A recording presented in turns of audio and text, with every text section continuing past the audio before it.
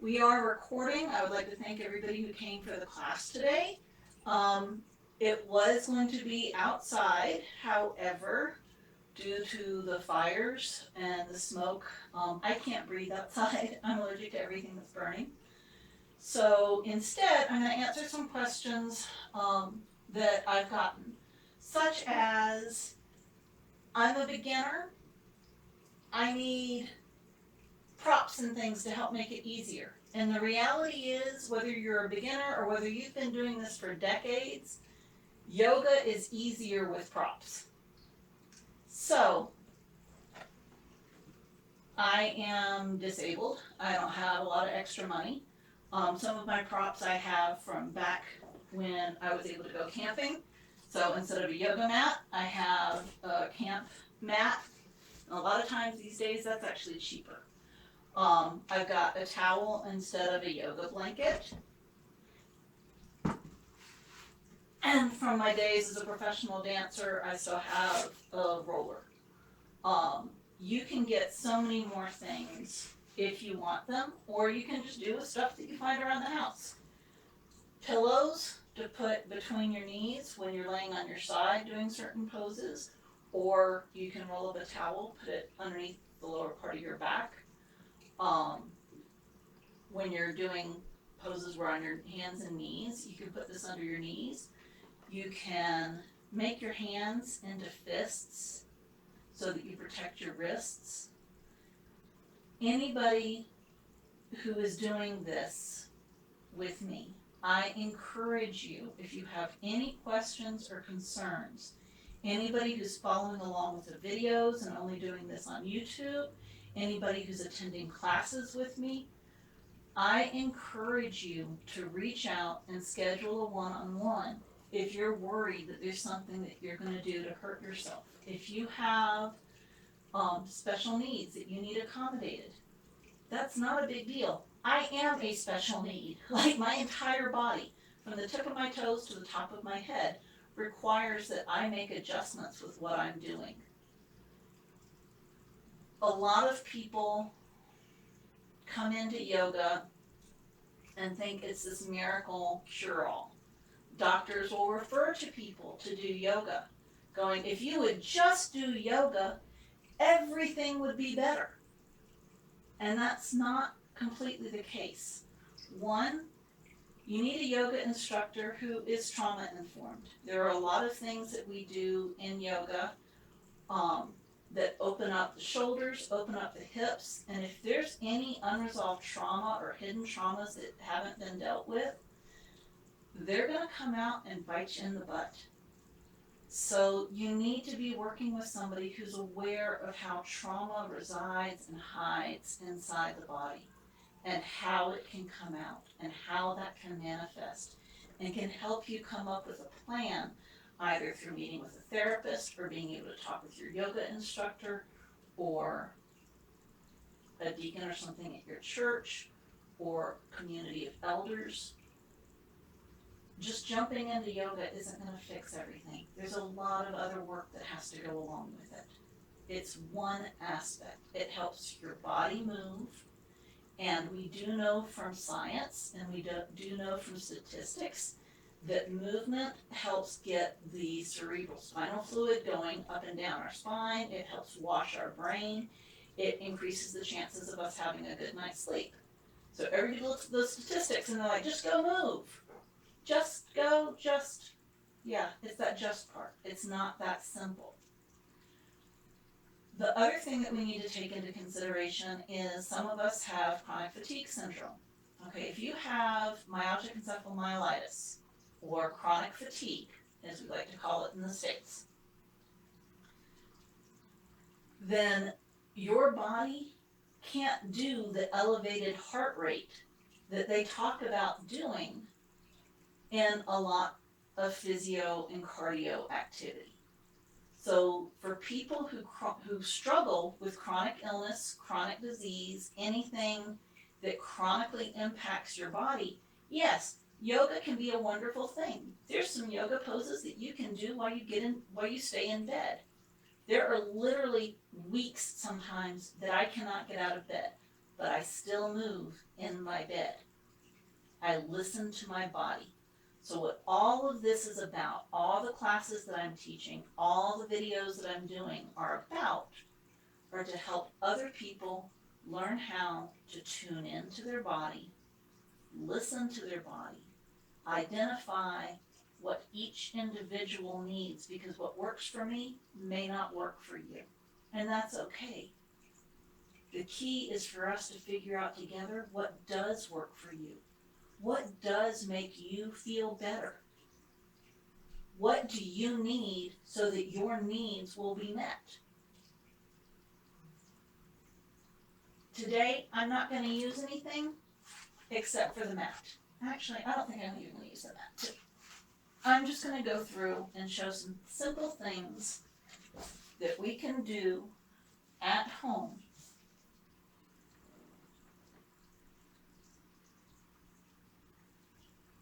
one of the hardest things to struggle with is getting started. Inertia keeps us at where we're at. So we're going to have to exert the most energy each time we change something that we're doing. So if we're sitting down, it's very easy to stay seated. If we are physically able to stand up, the most energy we're going to expend is in that initial standing up. If you're dealing with something like POTS, at this point, stay still for a moment.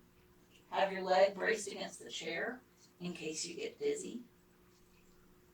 If you have Meniere's, this is when Meniere's can show up.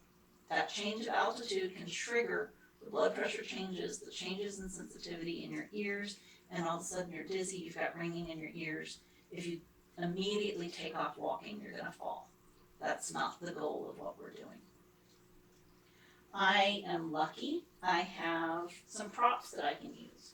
I have a bench that I can use. So I can sit on the bench. I can do various exercises with the bench. I can take the towel that I have and I can roll it up. And I can use it so that I can put it underneath my foot and lengthen one leg at a time. For someone who can't get up and walk around, that's too much for today. Just this. Inhale and do your foot up. Hold it. Listen to your body. Don't hyperextend your knee. Just allow your leg to come out. Your heel leads, your toes going up towards the ceiling. And you can breathe in this position for a little bit. And then when you're ready, you can bend your leg and allow your foot to go back down to the ground. Anything you do on one side, you also want to do on the other. I can sit on this bench and bring both of my legs up. My body is physically capable of doing that. Somebody else's body might not. They might need to leave both feet on the ground and just rest their hands on their knees. When we're using movement to help our body heal, we're not just jumping in and expecting our body to do something as if we've been doing this all of our life. We're going to start slow. We're going to start with proper physiology and anatomy. We're going to make sure our head is straight, that it's over our shoulders. We can actually put our fingertips on our spine, behind our head, and we can make sure that our spine is reaching up nice and tall, that we're not swaying in the back, collapsing forwards, that we're not hunched over with our spine punching out behind us. We can feel in between our shoulder blades on our spine and feel right there. Are we getting that computer neck, that cell phone neck? Okay, if so, just think about a string that's attached to the top of our head that's pulling our head and our spine up nice and straight towards the ceiling. Put your fingers along the sides of your spine, behind your back, and feel. Are there any kinks? Is there anywhere where the vertebrae are not straight, where they're not evenly stacked? Or perhaps you can feel the vertebrae, instead of being across like this, it's tilted a little bit. Feel those things in your neck and as far down your back as you can go. These are things that we can look at specific exercises to do, specific movements to do, specific, they call them asanas, to hold, to help strengthen the teeny little muscles and ligaments on the side of our spine, to help our spine adjust itself. If you're dealing with any problems, tingling in your fingers, tingling in your hands, if you notice that your pinky and the outside of your ring finger are numb in the morning and the rest of your fingers are okay, that's a specific nerve that's getting pinched up here because of a vertebrae being out of place. If you notice instead that it's this part of your hand that's numb and tingly, and this one is working just fine, that's a different nerve that's getting pinched that goes through here. Typically that's pinched through here. So there are a lot of things that we know about how the body works. In a perfect world, all of us would have access to this knowledge. Everybody would be allowed to stay in touch with their body. When we watch children playing, they stop doing something if it hurts.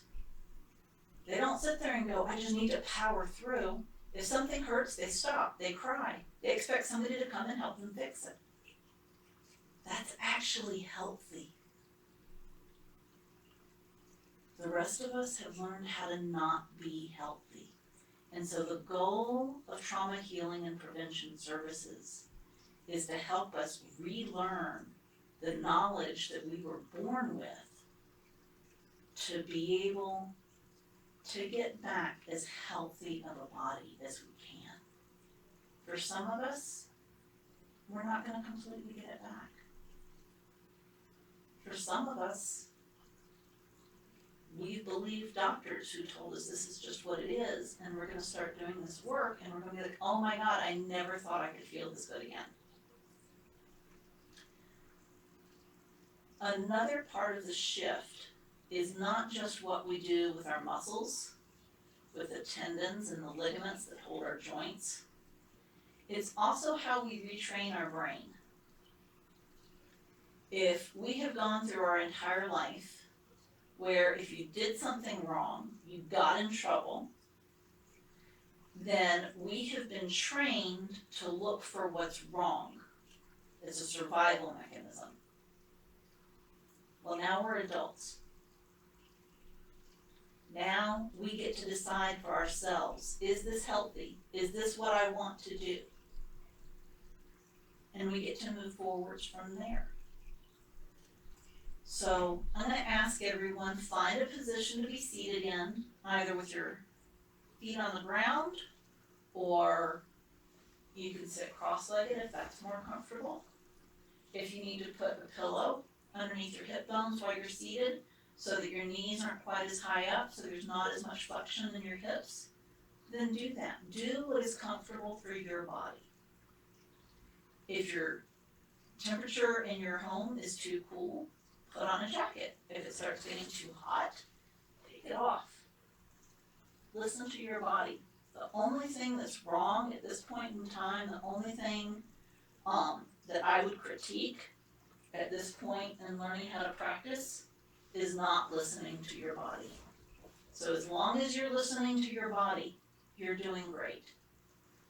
We're not going to look at our body and go, oh, I hate this stomach. I don't like the way it looks on me.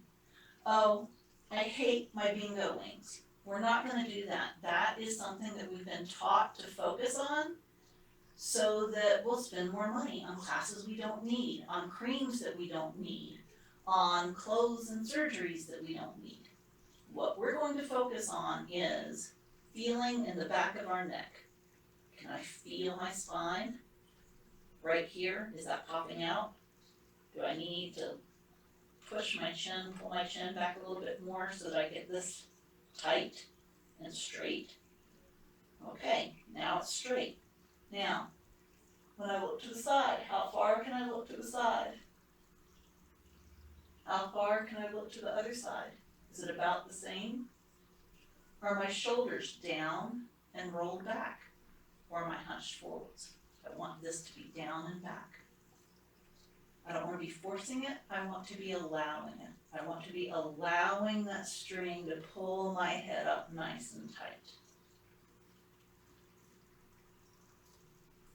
Do I have my shoulders over my hips, or am I leaning way back? Do I need to get my legs a little bit further apart and not sit cross-legged so that I have enough room for my belly?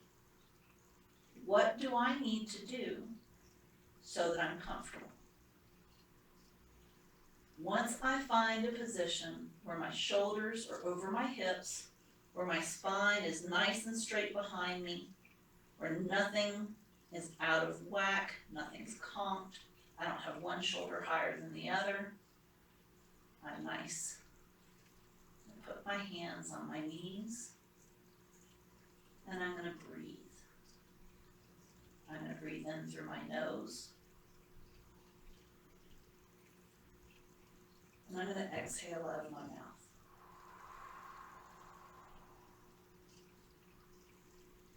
And this next time when I inhale,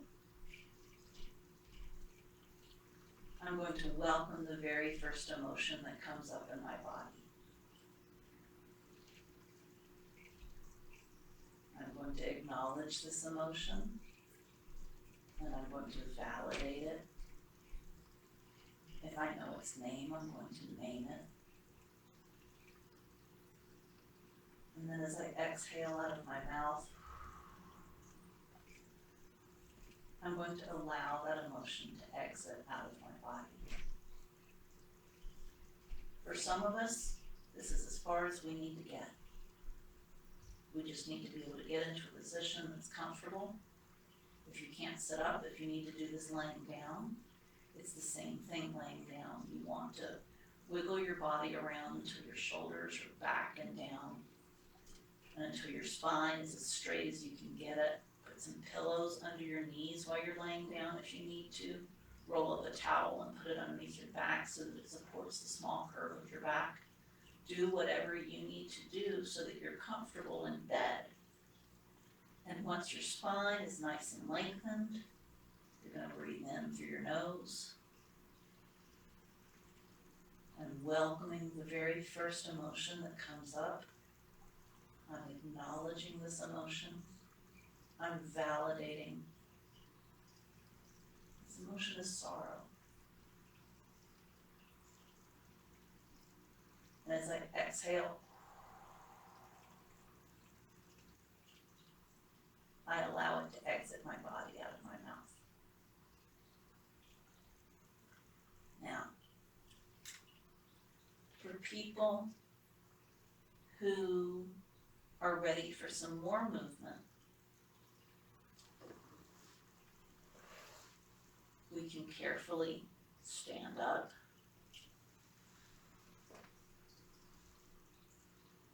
Again, we're going to make sure that after we have our balance standing up, and you'll notice my leg is still against this bench, helping me keep my balance. We're going to make sure that string is still pulling our spine nice and tall. It's going to help elevate us. As we breathe in, we're going to feel lighter. As we exhale, we're going to notice some of that weight is taken off of our body. So if you're looking at me from the back, you'll see, you can actually see how my spine comes up in between my fingers here. I have a little bit of some stenosis through here that I'm having to work through. So I have to be very mindful of holding my head nice and tight, nice and tall, and checking. And I make sure that my chin is recessed just a little bit while I look to the side and while I look to the other side. Because if it's out, I can actually pinch and do damage to those nerves and those tendons. Now, I have a table here. I can use this table and I can bend down. And this is kind of like a downward dog. My hips are pulling back towards the wall behind me. I'm still keeping my shoulders down and back. They're not hunching forwards, they're still down and back. So that increases the amount of stretch that we're feeling through here. Now, because I'm stretching my back one way, now I'm going to walk in and slowly pull myself up, and that allows my back to curve in the other direction. So I went from this position to slowly stacking one vertebrae on top of the other until my back was straight. So again, I can hold on to my table. I can go down into a tabletop or flat back position. I'm going to keep my head facing towards the ground, my spine straight, pull my hips back towards the wall behind me, not hyperextend. I want to keep a little bit of flexion in my knees so that I'm not locking my knees in place. Nice stretch.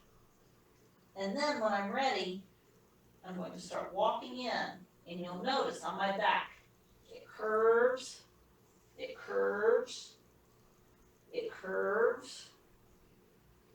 And the last thing that comes up is my shoulders come up and roll back, my head lifts up, and I look straight ahead. So that's one accommodation people can do. And that's, again, you're taking your back and you're flexing it out, and then you're curving it up. That may be all that somebody can do today. And that's perfectly all right. We want to listen to our body. If you do that and you're like, well, now I'm noticing a little bit of a pinch. You can sit like this. You can sit with your feet on the ground. You can reach across. So your right arm reaches across your body. Your right hand is on the outside of your left knee. You can hold on to the bench or the chair behind you. And as you exhale, you're going to look over that left shoulder and allow your body to twist just a little bit. We can do W.A.V.E in this position. And each time we exhale, we can allow our body to twist just a little bit further. And when we're ready, we inhale and come back to facing center. Hands on the knees. Now what we do on one side, we want to do on the other. So we're going to take our left hand and reach across our body to our right knee. Put our hand on the outside of that knee. We're going to take our right hand and reach to the chair, the bed, the floor, the bench behind us, and anchor that right hand behind us. As we exhale, so we're going to breathe in nice and tall. And as we exhale, we're going to turn and look over that back shoulder.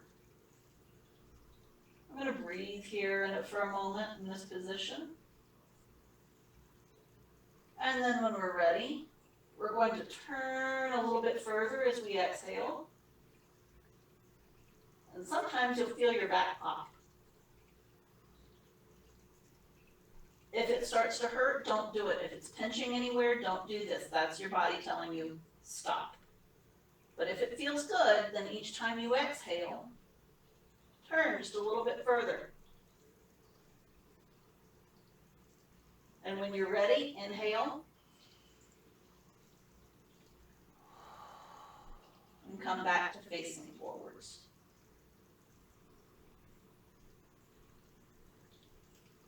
Now, something I'm working on because of some surgery I had in the fall is I'm hooking my thumbs together, letting my fingers touch at the top, and and allowing my arms to come up as far as they can.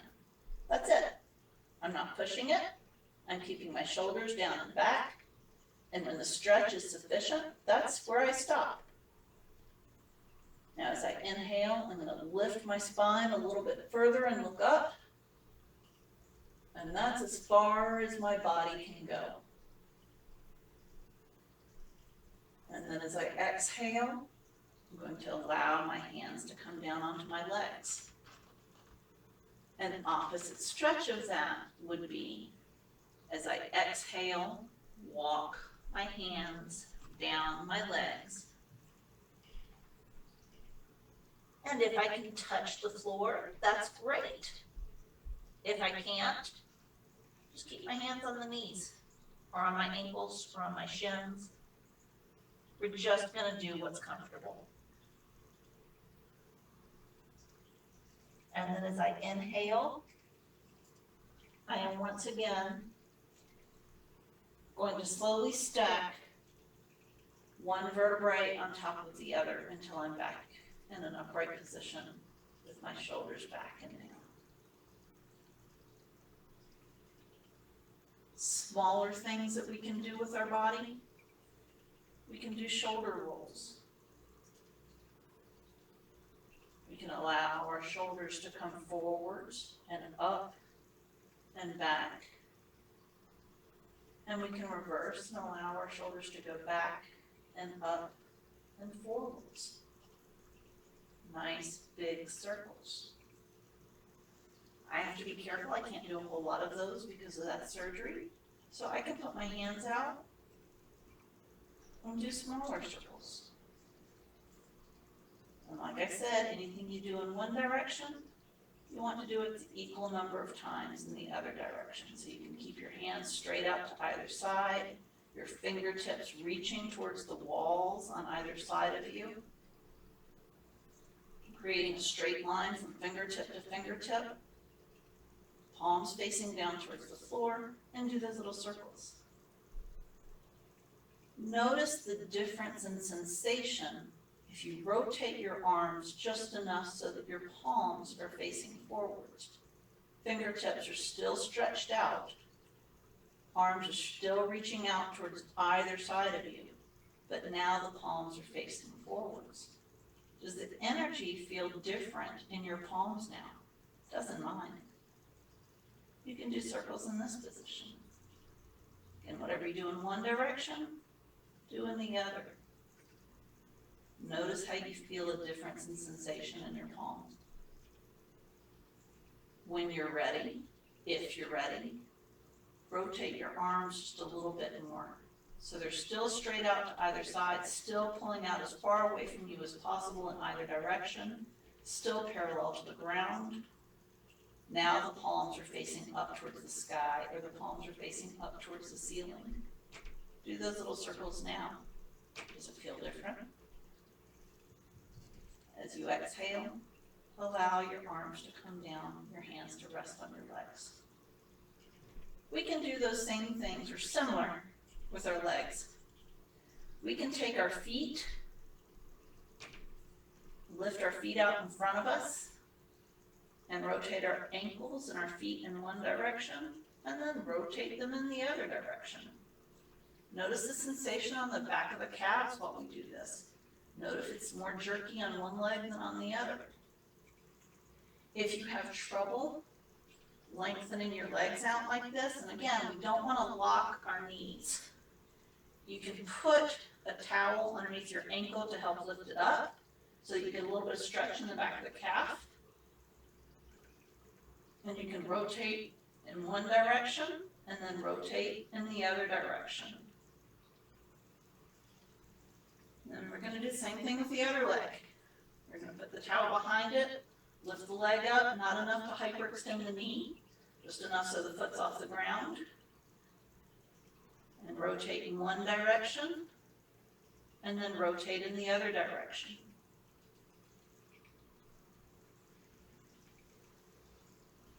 Something else we can do with a towel is we can hold onto the towel, folded. Act like you've got a bow, and an arrow. And pull back so that you're engaging all of these muscles through here and here. All you're doing is using the towel as resistance. You're going to look over that left arm. So the left arm is going to be straight out that way, holding onto the towel. You've got the other end of the towel on the right arm. You're going to pull back as far as you can while you're looking over that left arm to your side.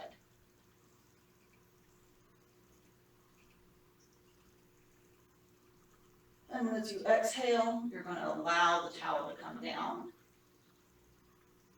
And when you're ready, we're going to inhale and go to the other side. See again, right arm's going to be straight out that way in a fist holding onto the towel. We're going to look straight down the right arm to that wall, to that side, and we're going to pull back with that left arm. Elbow is going to the wall over there. So as we inhale, we're going to bring ourselves up to that proper position. And then we're going to pull. Shoulders are staying down and back. Looking over that arm. Pulling back with all that we can. And when we exhale, we can bring it down into our lap.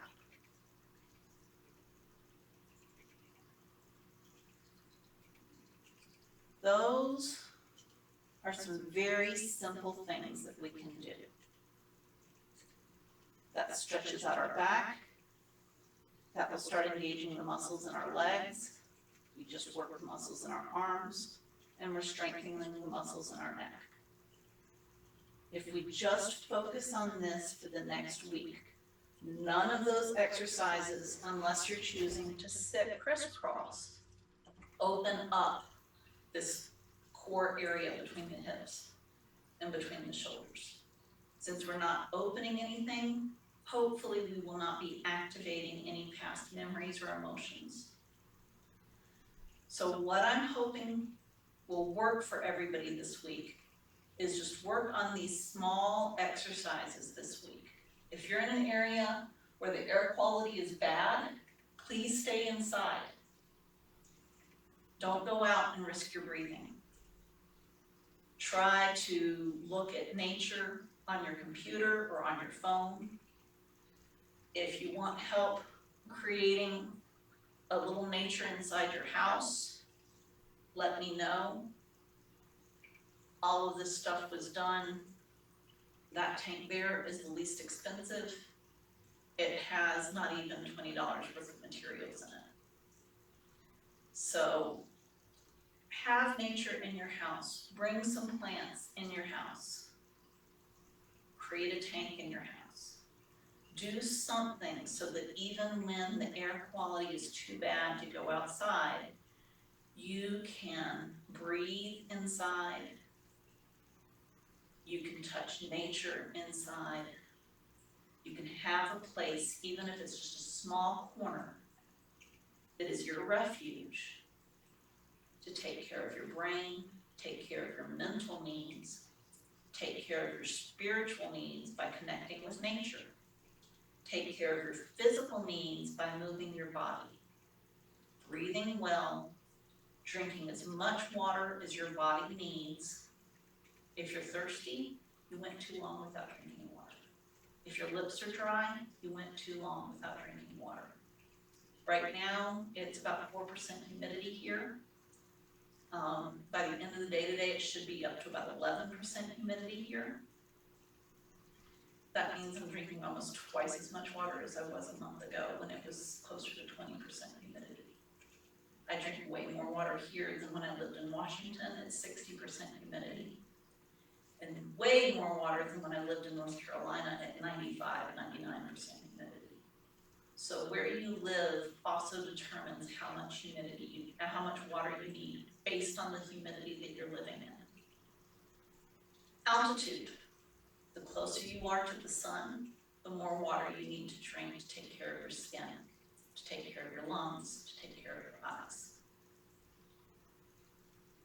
It's very difficult to get good quality food right now.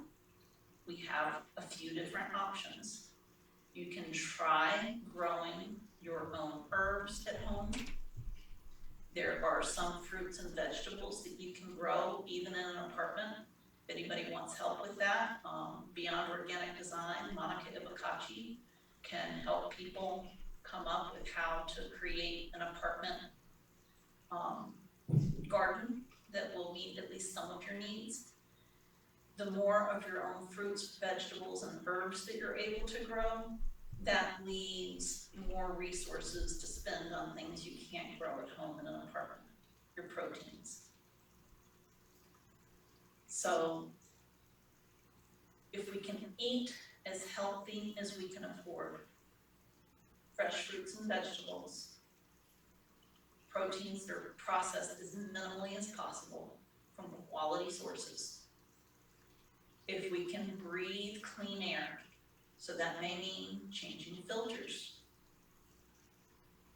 If we can drink good water, anybody struggling with that? I know people in Flint still don't have good drinking water.